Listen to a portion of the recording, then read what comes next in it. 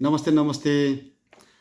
तपाईँहरूको घरमा परिवारमा होइन अनि साथीभाइ छिमेकीहरू आफन्तीहरू अथवा समाजमा पनि तपाईँले क्यान्सरको समस्याहरू देख्नु भएको छ, भोग्नु भएको छ, अनुभव गर्नु भएको छ।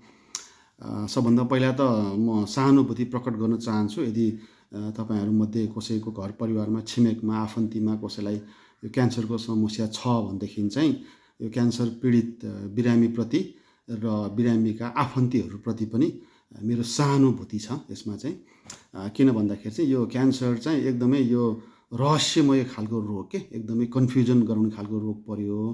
त्यही भएर अब जसलाई क्यान्सर भएको छ उसलाई त समस्या भयो नै, यो शारीरिक समस्याहरू हुन्छ, विभिन्न खालको समस्याहरू त हुन्छ नै उसलाई। तर त्योभन्दा बढी चाहिँ उहाँको परिवारका सदस्यहरूलाई अब आर्थिक सँगसँगै अलिकति मानसिक रूपमा पनि एकदमै धेरै तनावहरू बनाउँछ यो क्यान्सरको समस्याले चाहिँ। यो के हो त, यो किन तनाव बढ्छ होइन, यो खास कुरा चाहिँ के हो भन्ने चाहिँ बुझाउने प्रयास गर्छु। किनभने कतिपय कुराहरू चाहिँ यो मेन कुरा नबुझेको कारणले पनि अलिक बढी तनाव हुन्छ हामीलाई चाहिँ के। र अब यो क्यान्सरको उपचारमा संलग्न रहनुभएका डक्टरहरूले पनि अब तपाईँहरूलाई अलिकति यसको बारेमा यो व्यवहारिक रूपमा यो के हो, कसो हो, के गर्ने कसो नगर्ने भन्ने बारेमा व्यवहारिक रूपमा बुझाउन उहाँहरूले समय पनि हुँदैन, व्यस्त हुनुहुन्छ उहाँहरू। कतिपयले बुझाउन चाहनु पनि हुन्न होला होइन, आफ्नो के भन्ने अब विचार हुन्छ। कतिपय डक्टरहरूलाई चाहिँ फेरि व्यवहारिक रूपमा बुझाउने एक खालको शैली अथवा त्यो सिप भनौँ न, त्यो पनि हुँदैन। त्यसले गर्दाखेरि कन्फ्युज भइरहेको हुन्छ। अलिकति म बुझाउने प्रयास गर्छु है त, हाम्रो डक्टरहरूलाई पनि सहयोग हुन्छ यो कारणले र तपाईँहरूलाई पनि सहयोग हुन्छ भनेर चाहिँ। एउटा कुरा के बुझ्नु पर्यो भन्दाखेरि चाहिँ यो क्यान्सर भनेको नयाँ रोग होइन क्या। यो एकदमै नयाँ भर्खरै आएको 10-20 वर्ष 30-40 वर्षमा आएको रोग चाहिँ होइन। यो चाहिँ यो करोडौँ वर्ष अगाडिदेखिबाट यो क्यान्सर चाहिँ थियो, संसारमा चाहिँ थियो। जस्तो वैज्ञानिकहरूले पत्ता लगाएको छन् कि यो डाइनोसरको एजमा भनौँ न, करोडौँ वर्ष अगाडिको डाइनोसरहरूको यो अवशेषहरू जुन भेटाएको छ त्यसमा पनि क्यान्सर सेलहरू देखेको छ। त्यसै गरेर यो हजारौँ वर्ष अगाडिको जुन मानिसहरूको जुन अवशेष भेटाएको छ नि होइन, यो मान्छेको अवशेष नै भेटाएको छ नि त, पुरानो हजारौँ वर्ष अगाडिको मान्छेको शरीरको जाँच गर्दाखेरि पनि त्यहाँ पनि क्यान्सर सेलहरू देखिएको छ भनेपछि एकदमै पुरानो रोग हो यो चाहिँ। अब अहिले चाहिँ आएर जनसङ्ख्या पनि बढ्दै गएपछि अब क्यान्सरको सङ्ख्या चाहिँ बढेको देखियो। र अब टेक्नोलोजीको हिसाबले, त्यसपछि यो उपचारको हिसाबले र सूचनाको पहुँच पनि बढ्दै गएको हिसाबले चाहिँ हामीले हेर्दाखेरि चाहिँ क्यान्सर एकदमै बढिरहेछ, यो त नयाँ हो भन्ने खालको लागेको। त्यस्तो होइन, एकदम पुरानो हो, पहिल्यैबाट थियो यो चाहिँ। एउटा कुरा यो बुझ्नुहोस् तपाईँहरूले। र क्यान्सर चाहिँ जसलाई पनि लाग्न सक्छ, फेरि बच्चादेखि युवादेखि बुढाबुढी सबै लिङ्ग सबै जात धर्म सबैलाई फेरि क्यान्सर हुनसक्छ, भइरहेको पनि छ, त्यो पनि देखिन्छ एउटा चाहिँ है। अब यो तपाईँहरूले सामान्यतया क्यान्सर भन्ने बित्तिकै अब अहिले यो सूचनाको युगमा सामान्यतया हामीले 3-4वटा शब्द चाहिँ हामीले सुनिसकेका छौँ, बुझिसकेका छौँ कि। जस्तो अब केमोथेरापी गरेको भन्ने तपाईँले सुन्नुभएको होला, रेडियोथेरापी गरेको भन्ने पनि सुन्नुभएको होला, अनि क्यान्सरको अपरेसन गरेर आएको भन्ने पनि सुन्नुभएको होला होइन। यो त सामान्यतया सुनिरहेको कुराहरू हो नि त। अब खास कस्तो भने मेन कुरा अब क्यान्सर भनेको के भनेर बुझौँ कि। एकदमै साधारण भाषामा, सबैले बुझ्ने भाषामा भन्नु पर्दाखेरि चाहिँ कस्तो भने, जस्तो हाम्रो शरीरमा त अरबौँ अरब कोषहरू हुन्छ नि, सेलहरू, जुन आँखाले देखिँदैन, माइक्रोस्कोपबाट मात्रै देखिन्छ होइन।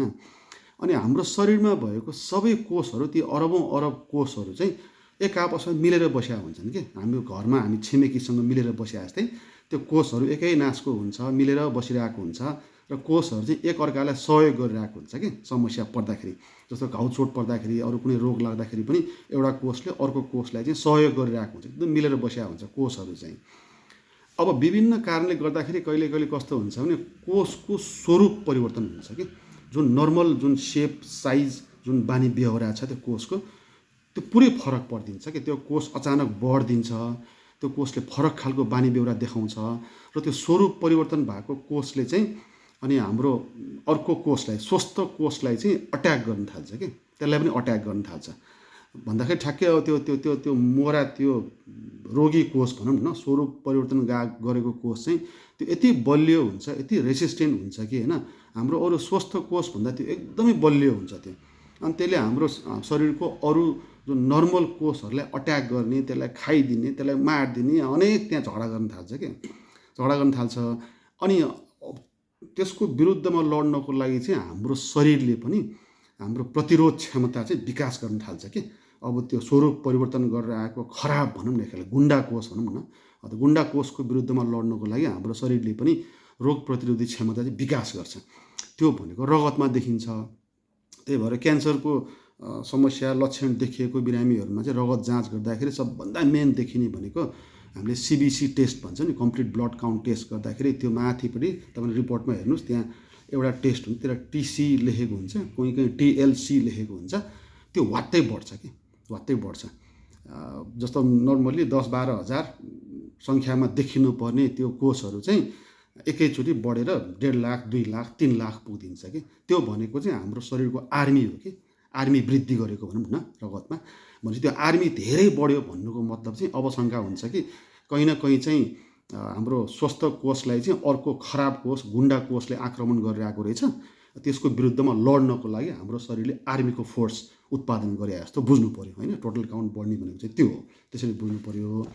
तर अब यो मोरो त्यो गुन्डा कोष, त्यो खराब कोष यति बलियो हुन्छ, यति रेसिस्टेन्ट हुन्छ त्यो होइन, त्यसले अट्याक गर्दै गर्दै गर्दै गर्दै गएर झन् ठुल्ठुलो हुँदै जान्छ कि। हो, त्यसलाई चाहिँ हामी क्यान्सर भन्छौँ, एकदमै साधारण भाषामा बुझ्नु पर्दाखेरि चाहिँ होइन। अब त्यो अट्याक गर्दै गइसकेपछि त्यो खराब कोषको सङ्ख्या कति वृद्धि भयो, त्यसको साइज कत्रो भयो, त्यसले कति ठाउँमा अट्याक गरिसक्यो, त्यसले कति ठाउँमा कब्जा गरिसक्यो, त्यो हिसाबले गर्दाखेरि चाहिँ क्यान्सरको लेभल हुन्छ।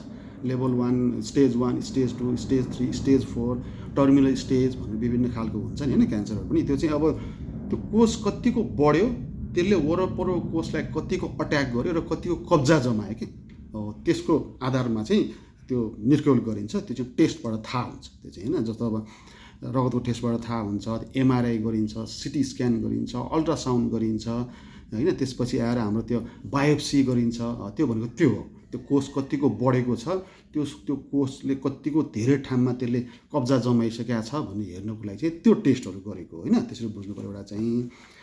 अब उपचारको क्रममा जुन तपाईँले देख्नुभयो अघि मैले भने जस्तै, जस्तो तपाईँले केमोथेरापी सुन्नु भएको छ, रेडियोथेरापी सुन्नु भएको छ होइन, अपरेसन गर्ने भन्ने सुन्नु भएको छ नि होइन। अब कुन बेला चाहिँ कुन चाहिँ तरिका अपनाउने भन्ने कुरा पनि त्यसैमा भर पर्छ कि त्यो कोषले कति धेरै कब्जा जमाए त्यसले फरक पार्छ। जस्तो सानो ठाउँमा मात्र अट्याक गरिरहेको छ, त्यो धेरै ठाउँमा अट्याक गर्न पाएको छैन भनौँ न, मानौँ औँला होला अथवा खुट्टा होला अथवा पेटको एउटा सानो भागमा होला अथवा सानो आन्द्रामा होला, अब विभिन्न शरीरको विभिन्न अङ्गमा एक ठाउँमा मात्रै त्यो जम्मा भएर त्यसले अट्याक गरिरहेको छ भने त्यसलाई लोकलाइज्ड भन्छौँ। त्यसलाई चाहिँ एकदमै सीमित ठाउँमा मात्र असर पारेको भन्छौँ। त्यस्तो बेलामा चाहिँ त्यो खराब कोषलाई, त्यो गुन्डा कोषलाई मार्नको लागि चाहिँ अनि रेडिएसन पठाइन्छ कि, मेसिनबाट रेडिएसन पठाउँछ। एक्सरे, गामा रे, प्रोटोन भन्ने रेहरू पठाइन्छ। त्यो रेले चाहिँ त्यो खराब कोषलाई मार्ने हो, त्यसको लागि पठाउने हो। तर अब त्यसले खराब कोष सँगसँगै वरपरको फेरि हाम्रो स्वस्थ कोष होइन, हाम्रो राम्रो कोषलाई पनि कहिले कहिले मारिदिन्छ, जसले गर्दाखेरि साइड इफेक्ट देखिन्छ। एउटा त्यो छ। अर्को सर्जरी भनेको नि त्यही हो, फेरि एकै ठाउँमा मात्र बसिरहेको छ, धेरै ठाउँमा फैलिएको छैन भने त्यसलाई अगाडि बढ्नबाट रोक्नको लागि चाहिँ त्यो अङ्ग काटेर फाल्ने कि। जस्तो औँलामा छ भने औँला काटेर फाल्ने, हातमा छ भने हातै काटेर फाल्ने, खुट्टामा छ भने खुट्टा काटेर फाल्ने होइन। अब आन्द्रामा छ भने अब वरपरको आन्द्रा सहितै केही लामो 2-4 फिट आन्द्रै काटेर फाल्ने, अथवा पेटमा छ भने पेटै निकालेर फालिदिने होइन। थाइरोइडमा छ भने थाइरोइड निकालेर हत्तपत्त फालिदिइहाल्नु पऱ्यो त्यसलाई चाहिँ। र त्यसले असर पारेको वरपर ग्रन्थीहरू कुनै अरू अङ्गहरू छ भने त्यसलाई पनि मिलेसम्म काटेर फाल्यो भनेदेखि त ढुक्क भयो नि होइन। त्यसको लागि चाहिँ सर्जरी गरेको हो। तर अब समस्या कहाँ हुन्छ भन्दाखेरि यो कोषले अट्याक गर्ने क्रम बढ्दै बढ्दै बढ्दै बढ्दै गएर धेरै अङ्गहरूमा असर पारिसकेको छ। ल मानौँ उदाहरणको लागि पेटबाट सुरु भएको अब त्यो आन्द्रामा पनि अट्याक गरिसक्यो, त्यसले त्यसको नजिकैको हाम्रो फोक्सोमा अट्याक गरिसक्यो, त्यसले कलेजोमा अट्याक गरिसक्यो, घाँटीमा अट्याक गरिसक्यो, बढ्दै बढ्दै आएर हाम्रो ब्रेनमै अट्याक गरिसक्यो भने अब सबै ठाउँमा अट्याक गरिसकेपछि त अब त्यसलाई त न रेडिएसनले गर्न सकियो, न त अपरेसन गर्ने सम्भवै छैन। अनि त्यो बेलामा चाहिँ बल्ल अनि औषधि चलाइन्छ, त्यसलाई केमोथेरापी भन्छौँ हामी चाहिँ। त्यो चाहिँ औषधि हो। अनि त्यो औषधिको काम पनि त्यो खराब कोष, गुन्डा कोषलाई मार्ने हो हुन चाहिँ। तर त्यो चाहिँ एक खालले मिसाइल जस्तो, बम जस्तो भयो क्या। त्यसले चाहिँ वरपरको हाम्रो स्वस्थ कोषहरू पनि भटाभट मारिदिन्छ होइन। त्यसले सबै ठाउँमा असर गर्ने भयो, सबै ठाउँमा मार्छ। अनि जसले गर्दाखेरि चाहिँ हाम्रो शरीरले जुन रोग प्रतिरोध क्षमता उत्पादन गरिरहेको हुन्छ नि, त्यो उत्पादन पनि कम हुने भयो, त्यसले पनि कामै गर्न सकेन होइन। नसक्ने बित्तिकै हाम्रो शरीरमा चाहिँ अब अरू थप रोग लाग्ने सम्भावना बढ्छ कि, मुख्य गरी इन्फेक्सन हुने सम्भावना बढ्छ। त्यही भएर केमोथेरापी गरेको बिरामीलाई हस्पिटलमा पनि छुट्टै कोठामा आइसोलेट गरेर राखिन्छ, जो पाए त्यही माथि जान पाउँदैन। डाक्टर नर्सहरू पनि एकदमै त्यस्तै खालको लुगा लगाएर, मास्क लगाएर, ग्लोभ्स लगाएर मात्र जान्छ बिरामीकोमा। र कहिले कहिले चाहिँ बिरामीलाई केमो चलाएर घर पठाइसकेपछि पनि घरमा पनि कोठा, सफा कोठामा त्यो बिरामीलाई छुट्टै राख्नुपर्छ। र बिरामीलाई सकेसम्म नजिकबाट भेट्न हुँदैन, हामीले आफन्तीहरू पनि टाढैबाट भेट्ने हो। मास्क लगाएर मात्र जाने, कुराकानी गर्ने, सेनिटाइजर लगाएर जाने होइन। त्यो सेवा गर्ने, जसले सेवा दिइरहेको छ बिरामीलाई, उसले पनि एकदमै सेनिटाइजरहरू लगाउने, मास्क लगाउने। रुगाखोकी ज्वरो आएको अरू बिरामी त क्यान्सरको त्यो केमोथेरापी चलाएर आएको बिरामीको अगाडि संसर्गमा जानै हुँदैन, भेटघाट गर्नै हुँदैन, किनभने उसलाई एकदमै चाँडै रोगले फेरि अट्याक गरिहाल्छ, अर्को तेस्रो रोगले फेरि अट्याक गरिदिन्छ कि, समस्या त्यो हुन्छ। त्यही भएर छुट्टै राख्नुपर्छ भनेर चाहिँ कारण चाहिँ त्यो हो, त्यसरी बुझ्नु पर्यो। अब यो 3टा मुख्य रूपमा चलाइने जुन यो अब सर्जरी गर्ने, सानो सानो ठाउँमा छ भने अपरेसन गरेर फाल्ने, अथवा त्यसलाई त्यो कोषलाई मारेर अझै सानो बनाउनको लागि रेडिएसन दिने, रेडियोथेरापी भन्छौँ, त्यो गर्ने, अथवा औषधि चलाएर केमोथेरापी गरेर त्यो रोगलाई चाहिँ घटाउने भन्ने जुन तरिकाहरू छ, त्यो बाहेक पनि नयाँ नयाँ तरिकाहरू पनि आइरहेको छ बिस्तारै बिस्तारै। जस्तो अब इम्युनोथेरापी भन्छ, त्यो बिस्तारै आइरहेको छ। त्यो चाहिँ हाम्रो शरीरको रोगसँग लड्ने प्रतिरोध क्षमतालाई नै वृद्धि गर्ने खालको थेरापी पनि बिस्तारै आइरहेको छ। अनि कतिपय चाहिँ हर्मोनल थेरापी आइरहेको छ, जस्तो महिलाहरूमा हुने ब्रेस्ट क्यान्सरहरू भयो होइन, पाठेघरको क्यान्सर जस्ता कुराहरूमा चाहिँ हर्मोनले नै असर पार्ने भएको भएर चाहिँ हामीले शरीरलाई फाइदा हुने खालको हर्मोन धेरै उत्पादन गर्नलाई के गर्न सकिन्छ भनेर हर्मोनल थेरापीहरू पनि आइरहेको छ अहिले।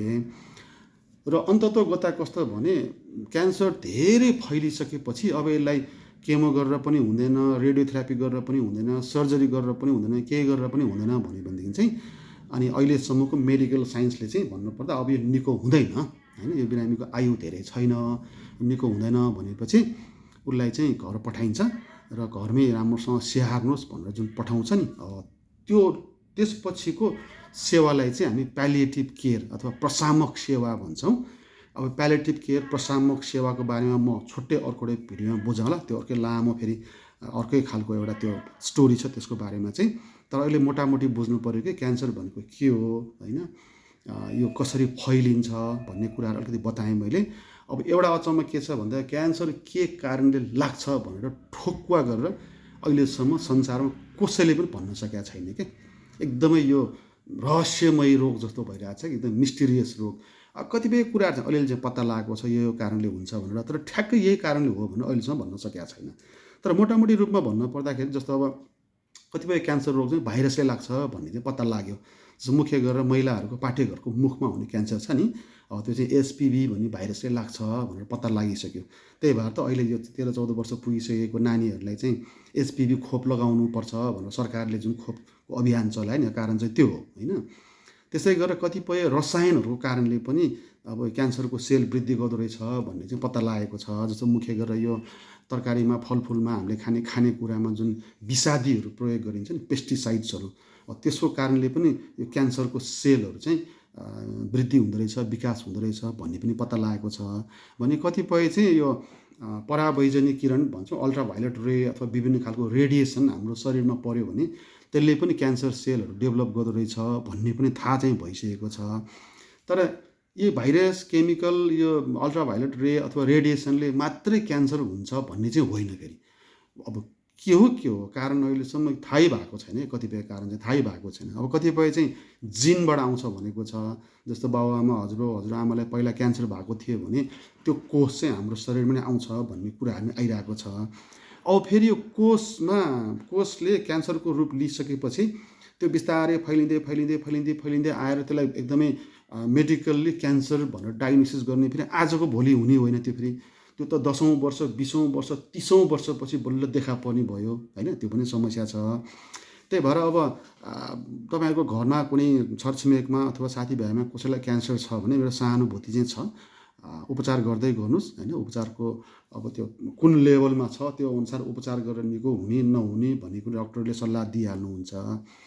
अब मुख्य कुरा चाहिँ अब यो क्यान्सर मेरो शरीरमा क्यान्सरको सेलहरू विकास भएको छ कि छैन भनेर चाहिँ पहिल्यै जाँच गर्न चाहिँ मिल्छ। त्यही भएर मुख्य गरेर यो 35-40 वर्ष उमेर कटिसकेपछि महिलाहरूको पाठेघरको मुखको झोलको जाँच गरिन्छ नि, त्यसको लागि गरेको हो, त्यो प्रिभेन्सनको लागि गरेको हो। र त्यस्तै गरेर त्यो अलिकति उमेर ढल्किसकेको महिलाहरूको चाहिँ स्तनको जाँच बेला बेलामा गरिराख्नुपर्छ भनेको कारण त्यो हो। त्यो गाँठागुठी आएको छ कि छैन भनेर जाँच गर्नुपर्छ भनेको कारण पनि त्यो हो। त्यो सुरुमै थाहा भयो भने उपचार सजिलो हुन्छ। सुरुमा थाहा भयो भने लगभग 100% निको हुने सम्भावना हुन्छ। अनि पुरुषहरूमा पनि मुख्य गरेर यो ठुलो आन्द्राको क्यान्सर बढी देखिने हुनाले चाहिँ त्यो कोलोनोस्कोपी भन्छ। यो ठुलो आन्द्राभित्र पाइप छिराएर क्यामेरा छिराएर त्यहाँको मासुको टुक्रा निकालेर बेला बेलामा जाँच गर्ने, अनि शरीरमा कतै गाँठागुठी आएको छ त्यस्तै खालको शङ्कास्पद खालको सेलहरू अथवा त्यो टिस्युहरू देखियो भने त्यसको तुरन्तै पहिल्यै जाँच गर्ने भन्ने गर्छन् क्या पहिला। तर जे जसो भए पनि क्यान्सरको एउटा स्टेज पुगिसकेपछि चाहिँ अहिलेसम्मको वैज्ञानिक अनुसन्धान अनुसार चाहिँ मान्छे बचाउन एकदम गाह्रो छ। जस्तो उदाहरणको लागि नेपालमै तपाईँहरूले डाक्टर देवकोटा, उपेन्द्र देवकोटा, त्यत्रो ठुलो न्युरोसर्जन डाक्टर, यदि निको हुने भए त उहाँ त संसारको जुनसुकै कुनामा गएर पनि औषधि गर्न सक्नुहुन्थ्यो नि त, तर नसकिने रहेछ होइन। उहाँ पनि त्यही क्यान्सरको लास्ट स्टेजमा गएर बित्नुभयो उहाँ पनि। त्यस्तै गरेर यो एप्पलको सिइओ, पहिलाको सिइओ हुनुहुन्थ्यो नि, नाम पनि बिर्सेँ मैले, ऊ पनि अब त्यत्रो ठुलो मान्छे, अब निको पैसाले मात्र निको हुने भए त उसले त अरबौँ खरबौँ खर्च गरेर पनि उपचार गर्न सक्थ्यो नि त, तर नहुने रहेछ। जति खर्च गरेर निको नहुने रहेछ।